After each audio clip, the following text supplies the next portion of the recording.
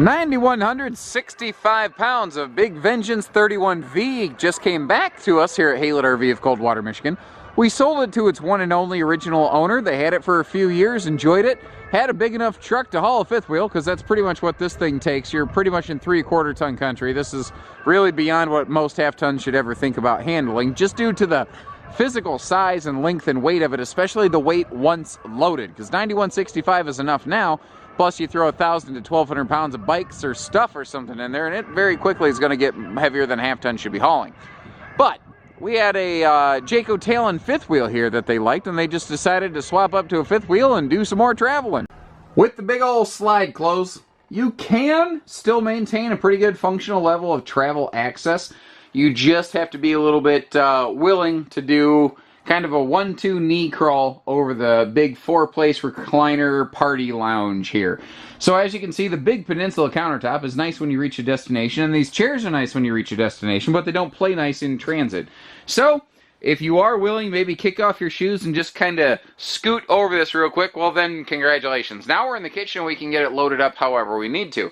Another thing here is that with the slide open, you can access the bedroom and the bathroom. So you do maintain, in a sense, full access to the RV. It may be not the most, easy to navigate when it's closed access, but when push comes to shove, if your life depended on it, if you were having a problem, you had insulin in that refrigerator, you'd get to it. And that's kind of what I think is important to remember here. You can get to it. Is it the simplest, easiest way to do it? No, but the fact is you can still do it. We're going to start here with a 10-foot private garage. And private garages are something not as common in travel trailer toy haulers. They are the standard, really, and they're far more common than less common in fifth wheel toy haulers. And that's kind of the thing, is that this is really a small fifth wheel toy hauler floor plan, which translates into a larger, not the largest, but a larger travel trailer toy hauler floor plan. You notice here that they do have that full industrial, like, rubberized flooring, so that you're not like scuffing up linoleum or something like that. And we've got all these 2,500 pound rated D rings here in the floor. When they pull tested those, they found it was actually the ring that would fail, not the floor mount. So you're not going to break the floor. God forbid something bad happens, the floor is going to maintain its integrity. You just might need to swap out a D ring. That being said, you're probably not going to need to do that. This was one of the first years where you saw the more modernized Happy Jack bed lift system here, where you have the dual sofas in the power lift below the queen bed, which is at the very top. You can see how they can ride horizontally or they can ride vertically to give you maximum load height or maximum load width. And then of course we can always bring them both down. We can fold them both into the horizontal position in the down area and drop the queen bed below that and turn this into something of an alternative bunkhouse, which is cool about toy haulers. You can haul the kayaks and the bicycles and all that stuff there, but you can still have a space for the kids when you get there. And you do have an outside entertainment arrangement here as well. Moving forward through the private garage area into the living area, we've got a very long slide over here with a 4-place, 4-seat, like individual lounge, recliner, party couch here. And being a toy hauler, it's got a little bit of a taller ceiling along with this wider body to give you more windows and just generally speaking a bigger, more open feel. I can see where they actively had replaced things like air conditioner screens and filters, so they were on top of keeping this thing in good working order. And additionally, as kind of like the slide is taller, your kitchen cabinetry has the opportunity to be taller here too. Now, I like what the previous owners did, because admittedly, the factory TV setup on this was very poorly executed and very poorly thought. They used a flat TV mount that could only face directly toward the front of the trailer, but all of the seating is 90 degrees from it. So they figured, well, there's a stud in the wall right there, why don't we just put our own swing out TV mount there and use the original factory TV? So they came up with a very simple, smart, effective, low dollar solution to something that, I don't know, it was just a small little oversight by the manufacturer, I think, on that one. 8 cubic foot gas electric fridge, so you are traveling friendly. You can see how the stove is recessed, but below that we don't have an oven. We have a convection microwave oven, and you can do baking in there. It'll cook faster and introduce less heat into the RV. And especially something, I mean, campers, you don't have the ventilation systems of a home. So anytime you can avoid putting heat in it in the first place, that's a win, I think.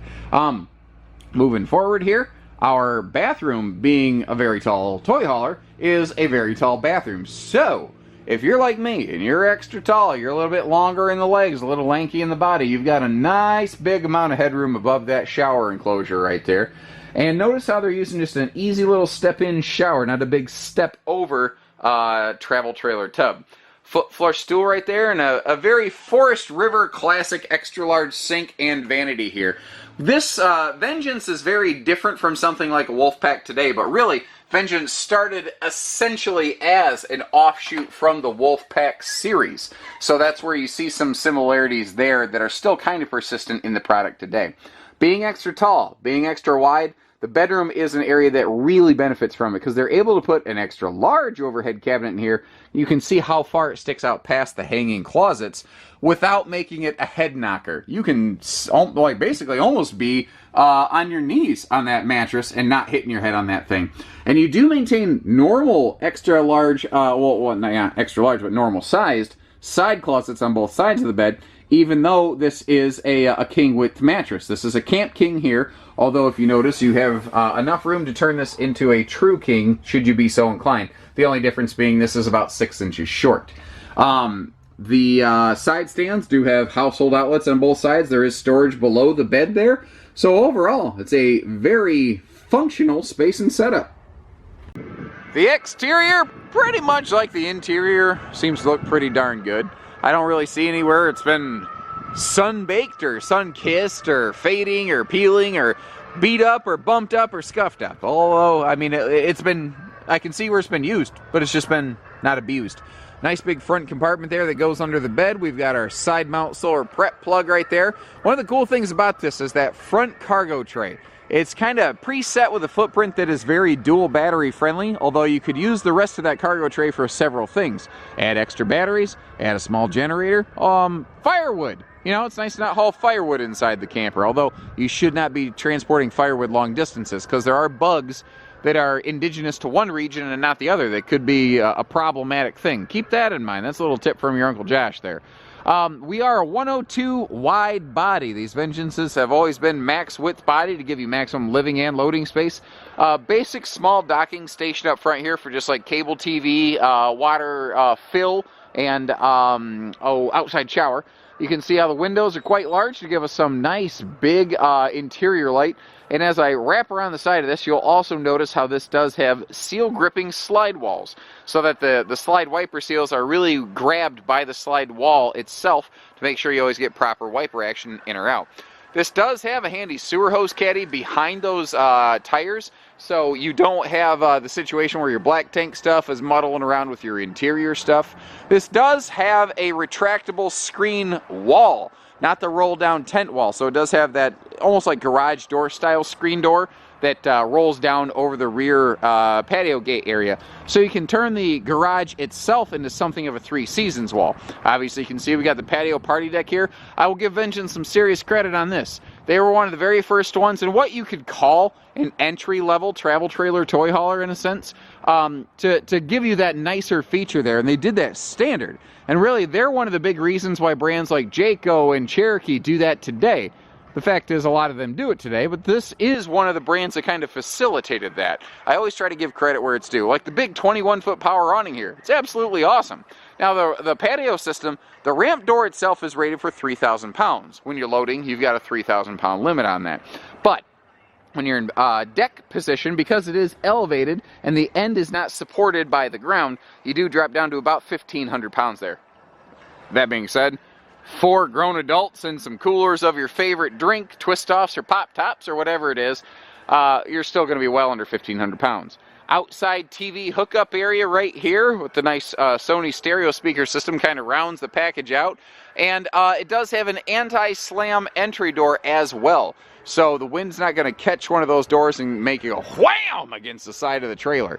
Neat little thing too, there was a brief period where you see that little floodlight at the top of the trailer by the nose. Pardon my finger, but right there. That light right there is like a big bright flood loading light. So if you really want to see what's going on under your patio at night in an area not lit up by the awning, well, you've got a very easy way to be able to do that. Oh, one more important thing I should mention is that this does have an enclosed underbelly under the main living cabin as well. So if it is going to get a little chilly at night, this should be able to keep the living area more comfortable. Especially handy for those people using it like an alternative bunkhouse sort of arrangement. So give us a call, guys. We do hitching, pieces, parts, trades, finance, truck and trailer package deals, RV delivery, and everything in between. So take care, stay safe, have fun, and happy camping, everyone.